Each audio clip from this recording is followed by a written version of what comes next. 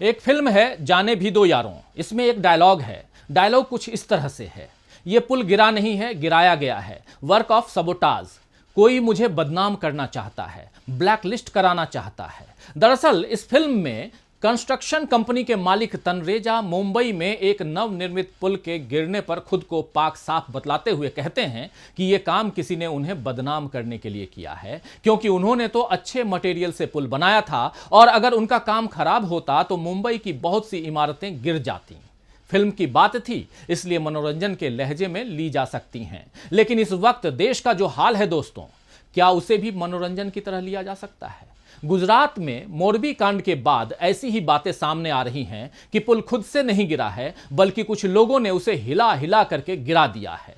इसीलिए सवाल उठता है कि क्या मोरबी कांड जैसी आपदा को अवसर में बदलने की कोशिश चल रही है? नमस्कार, हमारी राय में आपका स्वागत है। मैं हूं राजीव।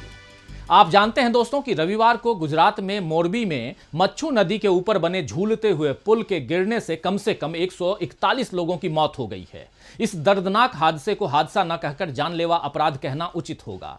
इस दुखद घटना में मौत का आंकड़ा बढ़ रहा है और यह देखना ज्यादा पीड़ादायी है कि किस तरह सरकार को जिम्मेदारी से बचाने के लिए सत्ता के चाटुकार कुछ लोग पीड़ितों को ही इसका दोषी बताने में लगे हुए हैं। कलम या माइक हाथ में ले लेने से कोई पत्रकार नहीं हो जाता, यह आप सब जानते हैं, और इस बात को आज फिर से यहां रेखांकित करने की जरूरत भी है, क्योंकि असली पत्रकार वही है जो तथ्यों की पड़ताल करने के बाद किसी निष्कर्ष पर पहुंचता है। सत्ता का मुंह देखकर ठकुर सुहाती करने वाले चमचे हो सकते हैं, मगर पत्रकार नहीं हो सकते। खेदजनक बात यह है कि मीडिया की चकाचौंध और इसमें लगी बड़ी पूंजी के दबाव में बहुत बार आम जनता भी आ जाती है। फिर वो सही या गलत की व्याख्या करने के लिए अपने विवेक का काम नहीं करती है, बल्कि और नहीं उस विवेक पर वो अपना कुछ ध्यान रखती है या उस पर सोचती है, बल्कि उसके ऊपर तो बलपूर्वक थोपी गई बात ही सही लगती है और वो उसे मानने लगती है। जैसे कोरोना काल के दौरान तबलीगी जमात पर कोरोना फैलाने का आरोप क्या लगा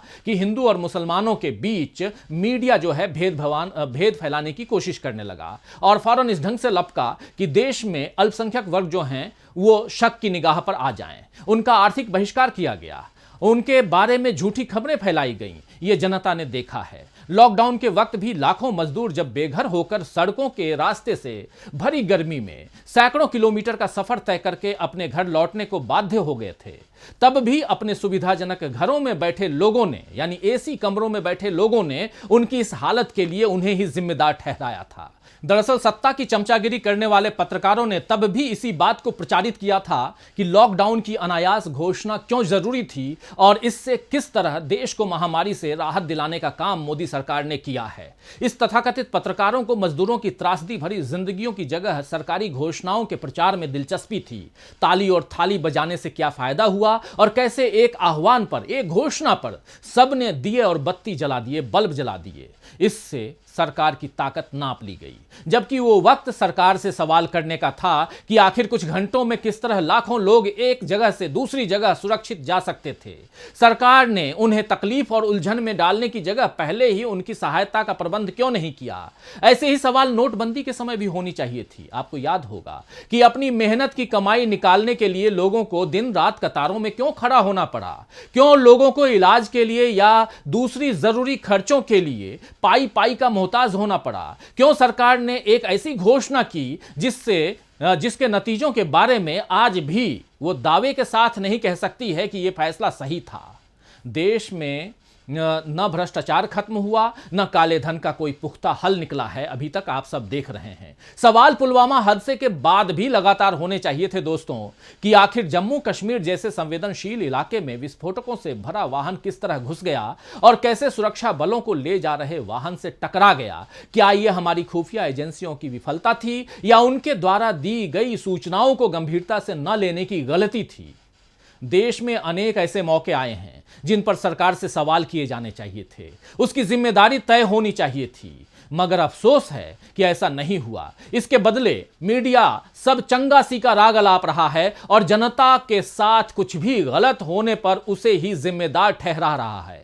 रुपया कमजोर नहीं हुआ है, बल्कि डॉलर मजबूत हो गया है। कुछ इसी तर्ज पर देश में हालात दिखाए जा रहे हैं और ठीक इसी तरह मोरबी कांड में भी कुछ पत्रकार ऐसे वीडियो दिखाने में लग गए हैं जिसमें कुछ लोग पुल को हिलाते नजर आ रहे हैं। कुछ क्षणों के ऐसे वीडियो दिखाकर यह साबित किया जा रहा है कि गलती जनता की थी जिसने पुल को हिला हिलाकर गिरा दिया।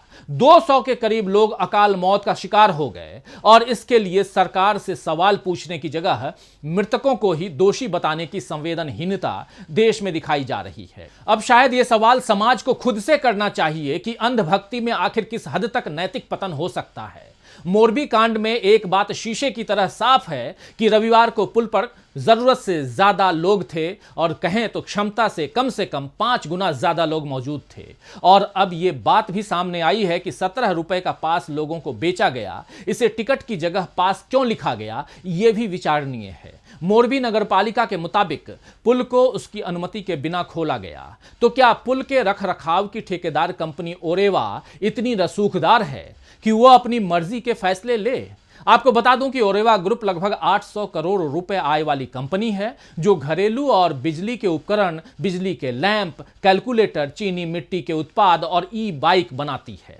इसी साल मार्च में यानी 7 महीना पहले मोरबी नगर निकाय ने ओरेवा ग्रुप को पुल की मरम्मत और देखरेख का ठेका दिया था। तो सवाल यह भी है दोस्तों कि क्या ओरेवा ग्रुप इतना मजबूत है कि वो अपनी मनमानी कर सकता है, और क्या प्रशासन और सरकार इतने कमजोर हैं कि वो इनकी मनमानी पर रोक लगाना तो दूर कोई सवाल न पूछ सके। गौर करें कि पुल खुलते साथ ही नहीं टूटा, बल्कि 26 तारीख को गुजराती नववर्ष पर यह पुल खुला और 30 तारीख को टूटा है। तो इन 4 दिनों तक आखिर नगर पालिका या सरकार को खबर क्यों नहीं हुई? इस पुल का ठेका 15 वर्षों के लिए ओरेवा ग्रुप को दिया गया था। तो सवाल यह भी है कि क्या घड़ी और मच्छर मार रैकेट जैसे उपकरण बनाने वाली इस कंपनी को पुल के रखरखाव का कितना अनुभव था और किस आधार पर उसे यह ठेका मिला? क्या इसमें सत्ता और पूंजी का दूषित गठजोड़ नहीं है? इस कांड के बाद ओरेवा कंपनी के मैनेजर और टिकट क्लर्क समेत 9 लोगों की गिरफ्तारियां हुई हैं, मगर क्या केवल ये लोग ही दोषी हैं या इसके तार कहीं ऊपर से जुड़े हुए हैं? सवाल प्रधानमंत्री नरेंद्र मोदी से भी होने चाहिए कि मोरबी कांड के फौरन बाद वे घटनास्थल पर क्यों नहीं पहुंचे, जबकि आपको पता ही है कि उस दिन वो गुजरात में ही थे। 3 दिनों की यात्रा पर गुजरात पर गए हुए थे। क्या दूसरे कार्यक्रमों में उनकी भागीदारी ज्यादा जरूरी थी, बल्कि उनको मोरबी पहुंचना चाहिए था? क्या गुजरात के मुख्यमंत्री से भाजपा आला कमान ने इस्तीफा मांगा है, या इस आपदा को भी किसी अवसर में बदल लेने की संभावनाएं टटोली जा रही हैं? सवाल बहुत सारे हैं दोस्तों, जवाब ढूंढने की कोशिश आप भी कीजिए। देखते रहिए डीवी लाइव। नमस्कार।